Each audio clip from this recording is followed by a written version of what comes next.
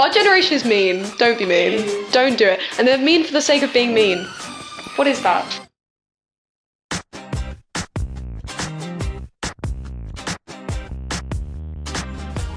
My friends and I belong to Generation Z, a generation born after millennials, approximately between the late 90s and the mid 2000s. I think my childhood was very creative. Like, I spent a lot of it with my brother, like doing imaginary games and stuff. So I was just playing, on my Game Boy and all that, because... I do remember Game Boys, because my brother was really excited. He was like, mine's blue, mine's green, and that was all I remember. Our childhoods were fairly technological, but they say that we're the last to remember VHS tapes. I do remember VHS tapes. They were my favourite. They were fun. Like, the whole thing of, it was an event to watch a movie, I don't remember VHS tapes specifically, but I remember using cassettes in primary school where I had to wind them back and stuff. That was fun as well. And flip them over. I forgot about flipping over. When I was younger, I didn't realise I didn't have any friends. Did you? Did you have that? Okay. Wait, what sort of age? In primary school, I used to think that I was popular. No, in primary school, I had many friends. Really? In primary school, you just played games. So it didn't matter who you were friends with because you didn't have to talk to them. You just ran around. Whereas now you actually have to have conversations with people. And then you have... I don't talk to any people from primary school anymore. Neither do I. I kept in touch with them for a year and then we just stopped talking. But was primary school any different for us? Has primary school changed since the 20 years before we went? Golden time was the best. Wasn't it like you got so many stars or something, or you did so well for the week and then on Friday you got to do whatever you wanted? Was that how it worked? That's how it worked for me. I miss it. I've never heard of Golden Time. You're such a deprived child. Our generation is filled with consumerism and entertainment, but did you know we watch nearly half the amount of television as millennials do, opting instead for on-demand entertainment? What were we watching when we were younger? Oh, I was a CBBC kid because I didn't have Nickelodeon or Disney Channel until I was maybe 12. I don't really know what I was, to be honest. I remember my TV shows from when I was younger was mostly Fairly Odd Parents and stuff similar to that. Yeah, that was Oh, there you go, Nickelodeon. That is what I was chilling with. Disney. Screw the Knicks. What did it have on there? iCarly, worst. Hated iCarly. I just preferred Disney Channel. I preferred the stuff that was on there. Disney Channel had American Dragon. That was just a classic. Disney Channel was the best. Generation Z is hyper-dependent on mobile phones. We probably had one through most of our teenage lives.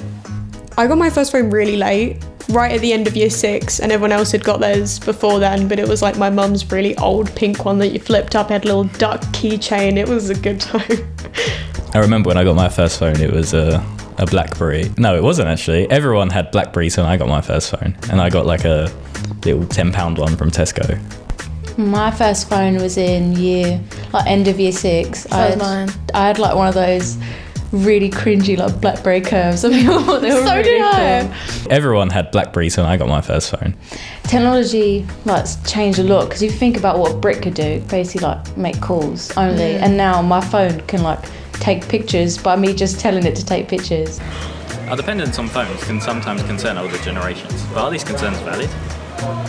I can see why adults get upset about kids spending so much time on their phones because that's not how they had it. They're I know better because I live differently, so I don't want you to go down a wrong path. I want you to live well. What do we do on our phones? They say we spend 10 hours a day on them, but what do we use it? Question mark. I think a bug just flew into my eyelash. Okay, we both got Instagram. Yeah. Both got Snapchat. Yeah. Facebook, Twitter.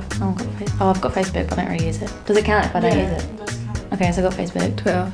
I don't have Twitter, that's one for you. Oh, 4. I've got 3. There must be more than that. MySpace. No, I've just... BBM. Okay, I think I've just got 3. I think I've got 4. As a generation, we love technology, but do we sometimes go too far? Apple Watches really get on my nerves. What is the need? You have a phone right there, you don't need to... That's stupid to me. What if you have something in your hands? Put it down. What might surprise you about our generation is that many of us are logging out of social media for longer periods of time. With social pressure getting greater and stronger ideals of body image, it's all getting too much for some. I feel like pressure on girls is more about looks. I feel like, and like pressure on boys is more like. It's about being cool for boys, whereas it's being looking good for girls. We have a greater concern for safety online, but how do we feel in the real world? I don't always feel safe walking down the street. Not always. Because, like, just because of what you hear, for one, and, like, how for some reason in Romford there's a culture of people just stabbing people in, like, the shopping centre. Like, what is that? That scares me, because that's how I walk home every day, so that's fun. But then also, like, weird experiences I've had with, like, people in cars, like, slowing down real close to me and just staring me outside the window. That freaks me out, so I'm not the biggest fan of walking in my area on my own. But to be honest, are we really living in a more dangerous world, or are we just talking about it more? I feel like statistically there is no more crime than there was 30 or so years ago. But there is a larger shift in younger people committing crimes. And I think that's what makes the news so often, because such young people are committing horrible crimes such as stabbings and stuff, and that's why it makes the news so often, and that's why so many people hear about it now, which makes the world seem much worse. There are many things that our generation can relate to and have a shared understanding of. There are also many things that separate us from older generations. But are we really all that different? Since we've all had to adapt to the changing world that we've been born into.